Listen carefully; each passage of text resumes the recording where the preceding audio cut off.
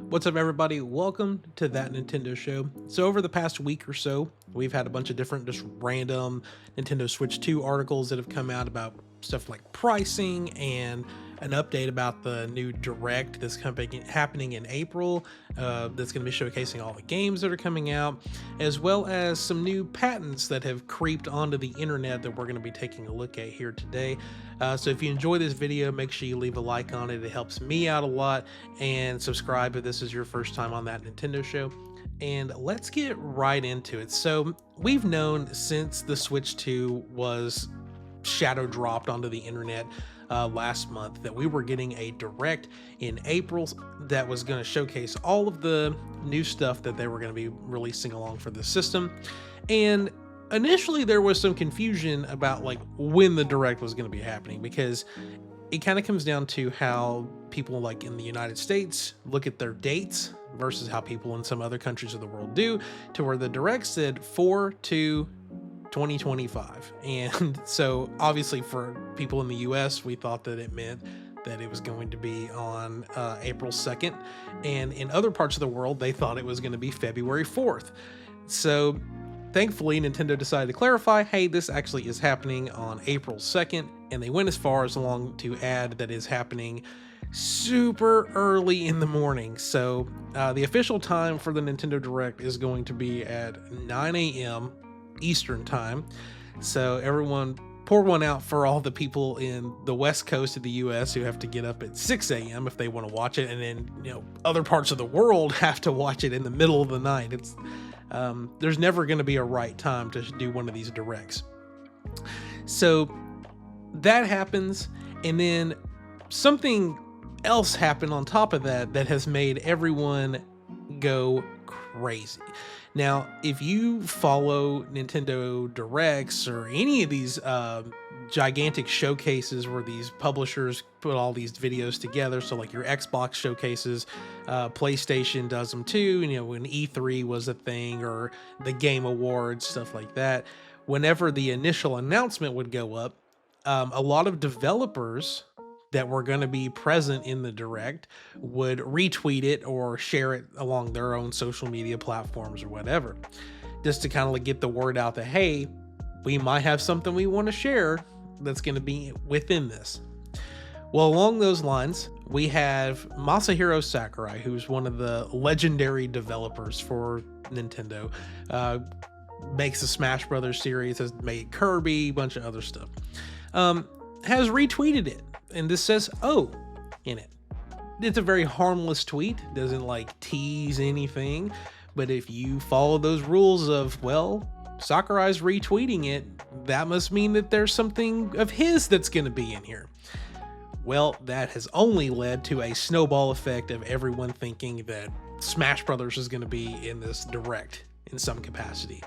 And I am trying to keep my expectations in check, because I love Smash Brothers a lot. It's one of my favorite franchises, and I don't want to get my hopes up and think that I'm getting something and I'm not. We could very well just be getting a new Kirby. Sakurai has also been in charge of, several years ago, he rebooted Kid Icarus for the 3DS, and one of the long rumored games is that Kid Icarus Uprising is going to get pretty much remade again and moved over to the Switch or the Switch 2.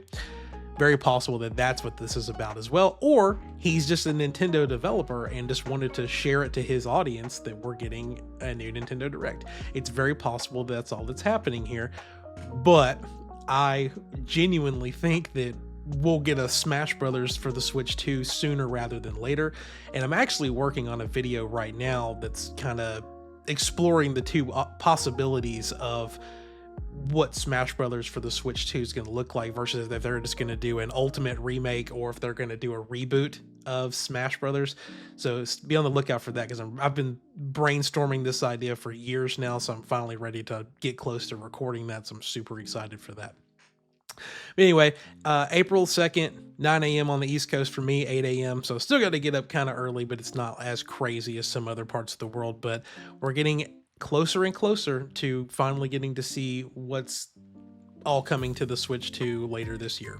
Next up, let's talk about the Nintendo Switch 2 pricing. So while we don't have any official word on what it's going to cost, what kind of bundles that are going to be available whenever it comes out, we do have some new information from Nintendo's investor Q&A that happened a few days ago, kind of seeing where Nintendo's mindset is as far as the cost of the Switch 2. So my ballpark estimate has always been between $400 and $450 as far as the price of this. And then there was a little GameStop rumor or something that happened a couple weeks ago that said that they might try to target it at $300, which is crazy. I don't think that they're going to do that, but I think it'd be cool if they did, right? But I don't think it's going to happen. So here's what's going on from the investor Q&A. So this is from IGN. It says, in an investor-focused Q&A, Nintendo boss Shintaro Furukawa responded to a question on whether the company's thinking on what price ranges would be acceptable to consumers for the Switch 2, given changes in inflation and exchange rates compared to the situation when the OG Switch launched back in 2017. With Mr. Furukawa's statement being, we are aware of that. In addition to how inflation is currently proceeding, the exchange rate environment has also changed significantly since around the time we launched the Nintendo Switch. We also need to consider the price range that consumers expect for Nintendo products. We think a multifaceted consideration of these factors is needed when deciding on the price of a product. I cannot tell you a specific price for Switch 2 at this time, but we are taking various factors into account. And then IGN's article goes on to say it's worth digging into the details. Nintendo Switch 2 launched at $299 and it held that price for a number of years. 8 years later, what is the price range consumers expect for Nintendo products? Nintendo rival console makers Sony and Microsoft have increased the price of their current gen consoles in unprecedented moves, sparked by increased costs and inflation and currency trends. And that's kind of the thing here, is that so within this article also, Nintendo talks about how that they're not planning to lower the cost of the current Switch. So the current Switch library or makeup of the current Switch's stuff is you've got $200 for the Switch Lite, $300 for the regular Switch, and $350 for the OLED.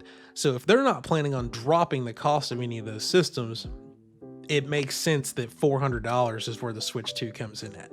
And then that leaves them open to doing a $450 Switch 2 OLED in a couple years, or however they want to put all that together. But I mean, it's a good argument though, because you have to take into consideration, like in several videos ago, talking about how with the PS5 Pro, it's a $700 system, and they kind of, with them setting that bar at 700,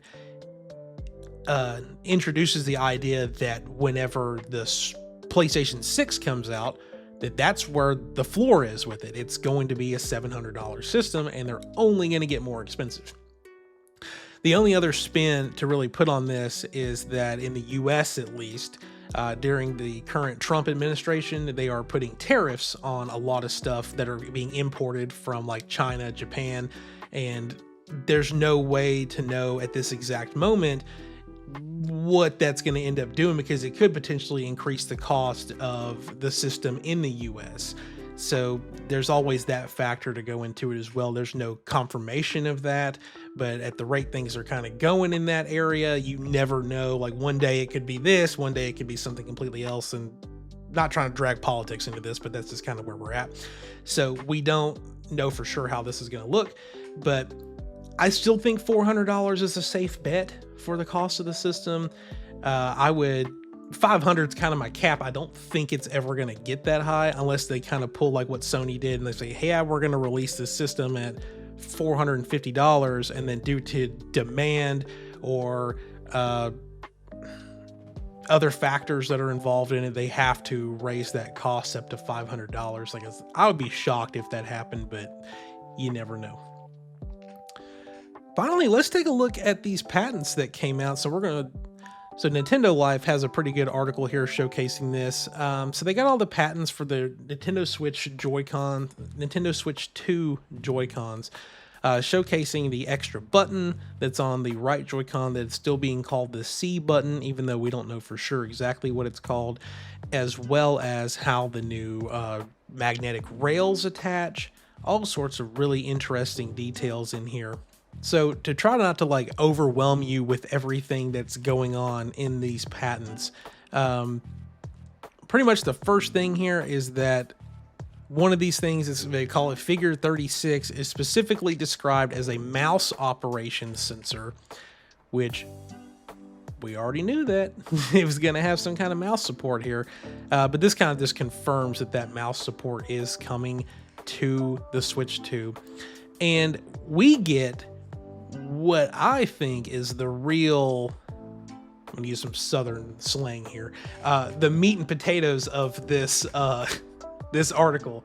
And that is the first official reference of the Switch 2 Pro controller. Now, there's no mock-ups of this yet, or else I'd be sharing them, but this looks like a Switch 2 Pro controller that can be snapped in half and use the individual half of it with the same mouse controls. So this isn't the best example of this, but it just happens to be a prop that I just happen to have on my desk. So if you're not familiar, this is the Nixie Wizard GameCube controller. It's a third-party GameCube controller, right?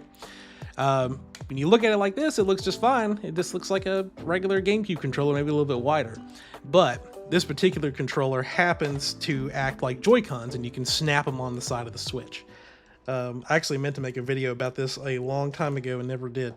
But, so, I'm doing all this in one shot, by the way, so forgive me. So you can split it in half, right? So this is kind of like your regular controller, maybe like a Switch 2 Pro, but then it splits in half. And then you could take the individual halves and you could, it's kind of weird to feel like it, but you could kind of use it like a mouse. Okay, again, might not be the best example of what I'm trying to get across here, but you have like your standard Pro controller, right? And then you go, oh yeah, I want to play a game where I use my mouse controls, right? So you split the controller in half. You got your left one, which, and I'm going to kind of use Metroid as an example, even though I don't have like Metroid ready to go on my Switch to show you. But you use your regular Joy-Con on your Switch 2, just use it regularly. But you got your other one and you set it down on its side like this. So you're doing your mouse movements while also just doing this.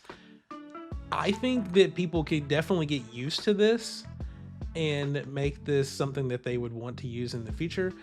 Of course, this particular Joy-Con's not really balanced for that, but you pretty much got your two buttons right here, so you can do your left click and right click and then have most of your controls here. We could get used to this as a gaming industry with the Switch 2.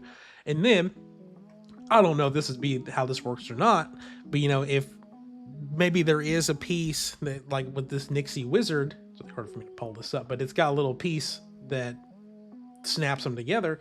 So maybe this is just like a magnetic thing, kind of like with the Joy-Con grip that we've seen. And then you could take your Pro controller if you want to and slide it onto your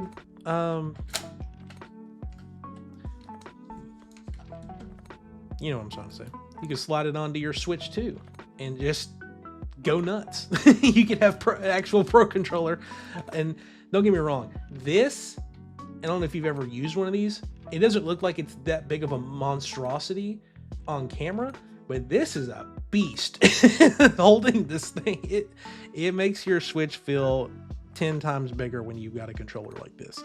So who knows if this is what they'll do with it, but seeing that patent for the Switch 2 Pro controller gives me similar vibes to what this is.